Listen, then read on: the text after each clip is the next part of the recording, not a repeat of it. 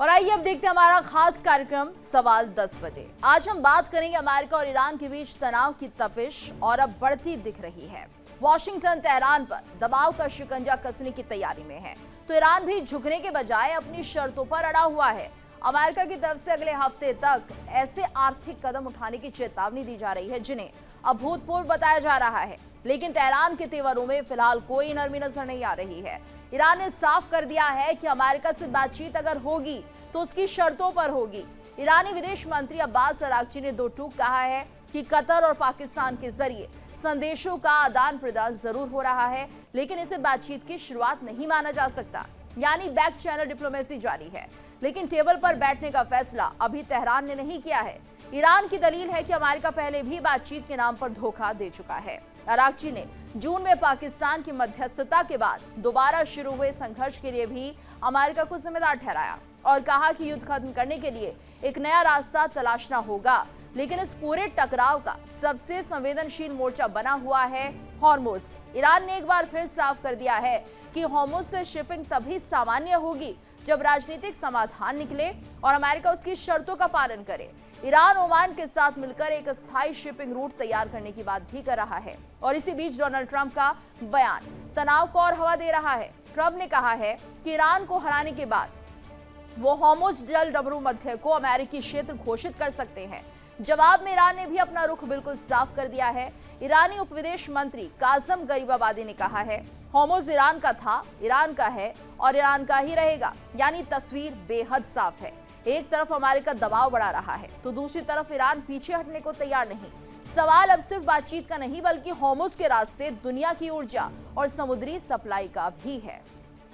तो देखिए, इसको लेकर लगातार चर्चा चल रही है कि आखिर हॉर्मुज को लेकर क्या स्थिति बनेगी। वहीं इस बीच एक बड़ी खबर आ रही है, वो अपने दर्शकों को हम बता देते हैं। अमेरिका ईरान के बीच बातचीत पर फिर से गहराया गतिरोध। अमेरिका ईरान के बीच बातचीत पर गतिरोध फिर से गहराया है। अमेरिका से बातचीत पर ईरान का बड़ा फैसला, बातचीत फिर शुरू करने का कोई फैसला नहीं है, ईरान ने ये कहा। तो कतर पाकिस्तान से संपर्क जारी है लेकिन बातचीत नहीं। 60 दिनों के सीज फायर की बात को ईरान ने खारिज कर दिया है। इस्लामाबाद समझौते का मकसद था युद्ध का अंत। ईरान की तरफ से बात सामने आ रही है, बातचीत फिर शुरू करने का कोई फैसला नहीं है। ईरान बहुत साफ शब्दों में ये कह रहा है, कतर पाकिस्तान से संपर्क जारी है लेकिन बातचीत कोई नहीं हुई, यानी अभी तक कोई भी बातचीत यहां पर इन दोनों देशों से नहीं हुई है। अमेरिका ईरान के बीच बातचीत पर फिर से गतिरोध गहराता हुआ इससे दिखाई दे रहा है। अमेरिका से बातचीत पर ईरान का बड़ा फैसला भी सामने आता है कि बातचीत फिर शुरू करने का कोई फैसला नहीं है, यानी ईरान ने अपनी इच्छा जता दी है कि वो अमेरिका के साथ बातचीत अभी करना नहीं चाह रहा है। हाँ, इतना जरूर कहा है कि कतर पाकिस्तान से संपर्क जारी है, बातचीत की कोशिश जारी है, लेकिन अभी तक कोई बातचीत नहीं हुई है। तो 60 दिनों के सीज फायर की बात को ईरान ने पूरी तरह से खारिज कर दिया है।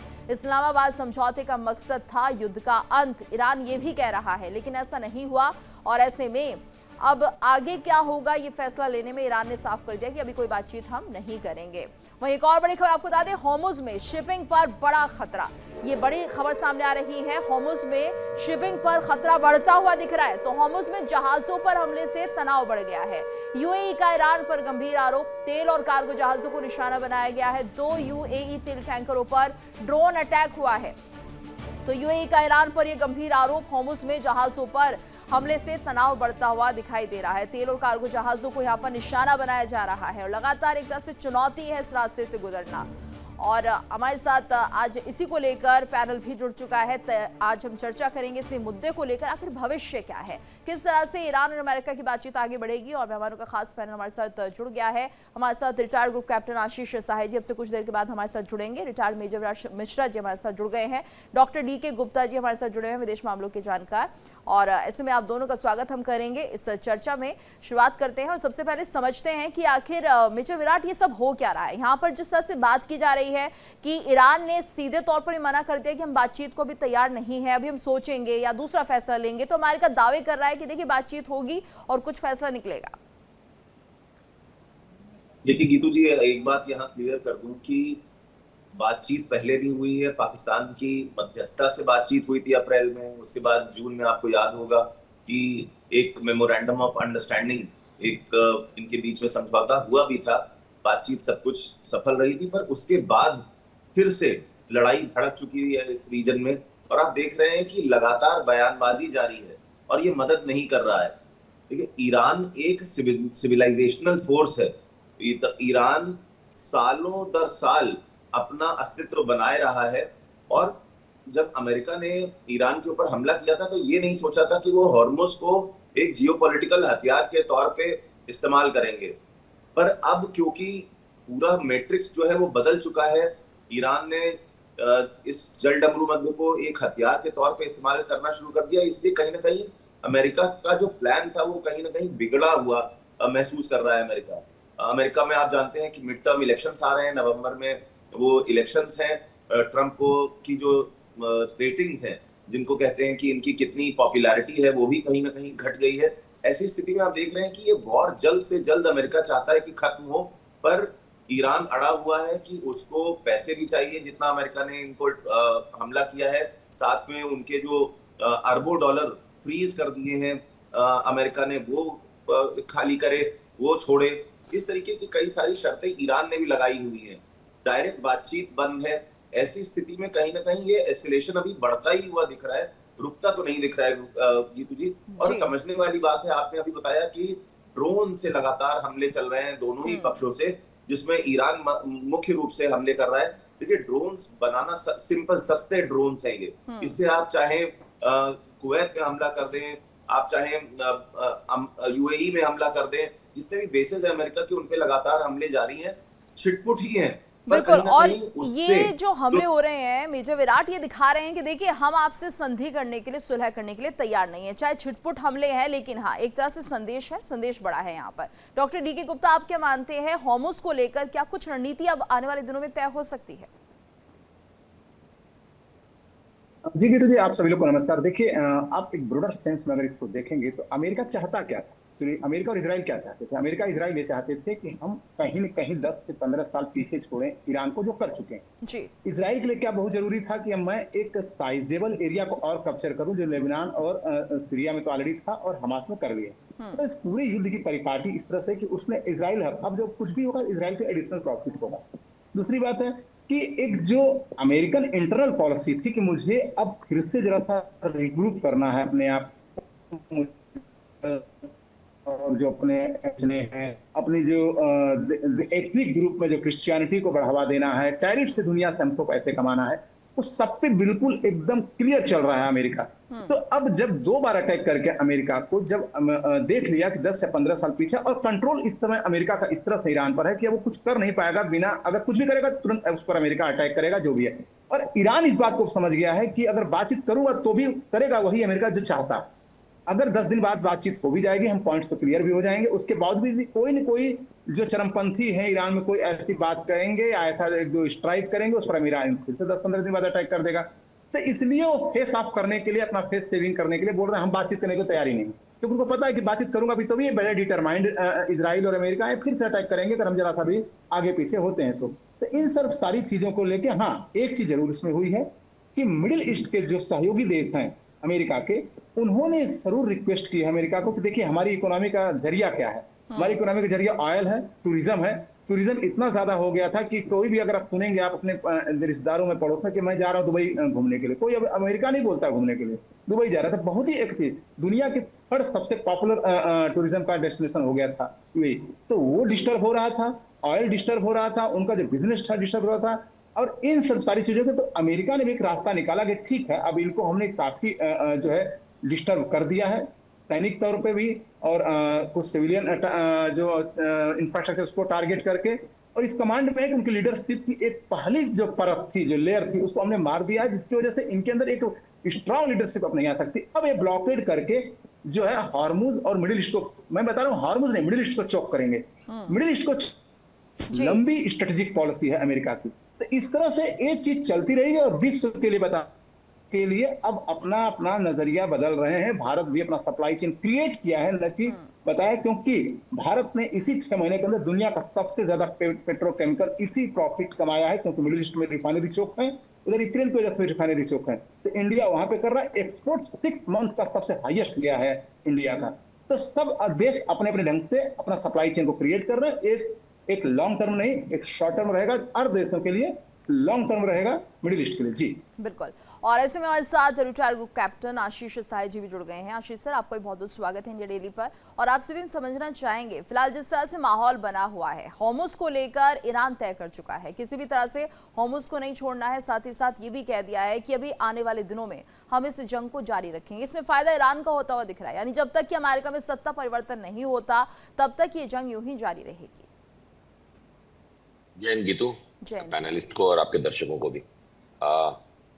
अमेरिका के सत्ता परिवर्तन तक वेट कर सकते हैं, शायद उससे ज्यादा भी वेट कर सकते हैं आईआरजीसी के जो लोग हैं। मामला आईआरजीसी वर्सेस तेहरान का है गीतू। मैं लगातार मेंटेन कर रहा हूं कि कमांड एंड कंट्रोल लीडरशिप की एब्सेंस है तेहरान में। ईरान में there is no leadership, there is no pyramid, there is no religious head. तो वो टिपिकल जो आज से 4-5 महीने पहले एक नया टर्म इजाद, नया नहीं मतलब इस वॉर में यूज होना शुरू हुआ था, मोज़ैक डॉक्ट्रिन, कि हर यूनिट अपना अपना काम कर रही है, ओवरऑल कोई स्ट्रक्चर नहीं है। तो ये सारा हॉर्मुज का मुद्दा आईआरजीसी के एक धड़े के द्वारा की जा रही बेवकूफियां हैं, जिसका कोई स्ट्रेटेजिक थॉट नहीं है। सर, भविष्य में कोई ऑप्शन भी नहीं दिख रही। आईआरजीसी तो एक तरह से ये मानिए कि पूरी तरह से हावी हो गया ईरान पर, और अब दूसरा ऑप्शन कोई निकल कर भी नहीं आएगा, ये मानिए। नहीं, आईआरजीसी को थोड़ा और डिस्ट्रॉय करने के बाद कोई ना कोई टीम, उन्हीं के अंदर में एक दूसरा धड़ा भी है जो रजाई की तरह नहीं सोचते, जो वहीदी की तरह नहीं सोचते। उनके पास भी सेन लोग हैं, लेकिन दिक्कत यह है कि ये हॉर्मुज पे जो अटैक्स कर रहे हैं, एक तो इस सारे दरमियान अमेरिका अब कुछ ज्यादा ही सेफ प्ले कर रहा है, क्योंकि उनको श्योर हो गया है कि नाटो उनके साथ नहीं आ रहा। इंग्लैंड और फ्रांस ने अपनी नेवल शिप्स को नहीं भेजने के एकदम फर्म कर लिया है, डिस्पाइट रिपीटेड रिक्वेस्ट। तो वो अकेले हॉर्मुज में घुसने से बच रहे हैं, क्योंकि एक भी शिप डैमेज हुआ तो अमेरिका में इसको लेके बहुत बड़ा मुद्दा हो जाता है। अदरवाइज जिस तरह के अटैक्स हॉर्मुज में आईआरजीसी कर रही है, वो अमेरिका, इंग्लैंड और फ्रांस मिलके 1-2-3 दिनों में सैनिटाइज कर सकते थे। छोटे मोटे गन बोट्स, छोटे मोटे ड्रोन्स फिर भी आएंगे, इसमें कोई डाउट नहीं है, लेकिन एक जो ओशनिक डोमिनेशन या एयर डोमिनेशन उस छोटे से पॉकेट में करने की जरूरत है, वो भी अमेरिका क्यों नहीं कर रहा है, ये उनके विवेक पे निर्भर, वी रियली कांट टेल। लेकिन ये जो नाकेबंदी है, ये तो ये बात समझनी पड़ेगी, बहुत ज्यादा सक्सेसफुल हुई है चारों तरफ से, पाकिस्तान अफगानिस्तान की तरफ से, इराक बॉर्डर की तरफ से और हॉर्मुज की तरफ से कोस्टल सील कर रखा है ईरान के एक्सपोर्ट्स इंपोर्ट्स को अमेरिका ने। अभी तक हमने पिछले 30 वर्षों में देखा कि वो सैंक्शंस लगाते थे जो एक वर्चुअल चीजें हैं, कि किताबों पे लिख दिया जी आप तेल नहीं बेचेंगे, आप इसका आयात निर्यात नहीं करेंगे। अब जो हम देख रहे हैं वो रियल है कि फिजिकल फॉर्म में उनके आयात निर्यात को रोक दिया है। तो वर्चुअल वर्सेस रियल में बहुत फर्क है।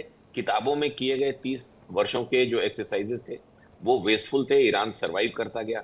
इस बार जो फिजिकली लॉक कर दिया उनको, इसका बहुत बुरा इंपैक्ट पड़ रहा है। लेकिन उसमें प्रॉब्लम क्या है कि ये इंपैक्ट नीचे से शुरू होता है, पहले लोएस्ट स्ट्राटा ऑफ सोसाइटी सफर करेगी, और आईआरजीसी के या पॉलिटिकल लीडर्स जो हैं, जो एलीट ग्रुप्स हैं, एफ्लुएंट लोग हैं, उनको खाने की, उनको पानी की, उनको बिजली की दिक्कतें हो सकता है 2 साल बाद, 3 साल बाद पता चले, और नीचे के लोगों को ये इम्पैक्ट अब पता चलना शुरू होगा, लेकिन उनके पास ना आवाज है ना हथियार है। तो ये ईरान अपने आप को आईआरजीसी की वजह से और पीछे धकेलता जा रहा है। अनफॉर्चुनेटली गीतू, ये दुनिया के लिए और इंडिया के लिए अच्छा है ये स्टैंड ऑफ। पेट्रोल के दाम बढ़ने दीजिए, एनर्जी के दाम बढ़ने दीजिए, बट हमारा ऑयल मैनेजमेंट, हमारा इकोनॉमिक एक्सपेंशन, हमारा mutual understanding with Europe and other countries बहुत इंप्रूव हुआ है because of Hormuz ceiling. China ने भी अल्टरनेटिव एनर्जी सोर्सेज और अपना रिजर्वायर। और सर, यहाँ पर जिस तरह से भारत ने भी समुद्र मंथन कार्यक्रम की शुरुआत की है, हालांकि वक्त लगेगा, लेकिन एक थॉट प्रोसेस यहाँ पर बनती हुई दिखाई दे रही है कि अब हम खुद इस कोशिश करेंगे कि समुद्र से हम ही तेल निकालने तो ज्यादा बेहतर होगा। देखना होगा कि आखिर उसको लेकर होगा क्या। लेकिन इस बीच एक बड़ी खबर, ईरान का बड़ा दावा सामने आ रहा है। कतर की हिरासत में 3 पायलट, ये बड़ा अपडेट सामने आ रहा है। कतर की हिरासत में 3 पायलट्स हैं। SU-24 क्रैश के बाद जिंदा पकड़े जाने का दावा किया जा रहा है। तो 6 महीने से हिरासत में होने का ईरान का यह आरोप, परिवारों से संपर्क की अनुमति की मांग की जा रही है। रेड क्रॉस से हस्तक्षेप की ईरान की अपील, कतर ने दावे को खारिज कर दिया है। तो दोहा का दावा, 1 पायलट के अवशेष मिले हैं। ये बड़ी खबर सामने आ रही है। और यहाँ पर देखिए 6 महीने से हिरासत में होने का ईरान आरोप लगा रहा है। ईरान का बड़ा दावा सामने आया। कतर की हिरासत में 3 पायलट्स हैं। Su-24 क्रैश के बाद यहाँ पर पायलट्स को जिंदा पकड़ा गया। 6 महीने से वो हिरासत में है, जबकि यहाँ पर रेड क्रॉस से हस्तक्षेप की ईरान की अपील हो गई है। देखिए इंडिया डेली 24/7 अब आपकी स्मार्ट टीवी पर। इंडिया डेली मौजूद है सभी डिजिटल प्लेटफॉर्म पर लाइव और लगातार। इंडिया डेली 24/7 हर दिन राष्ट्र को समर्पित।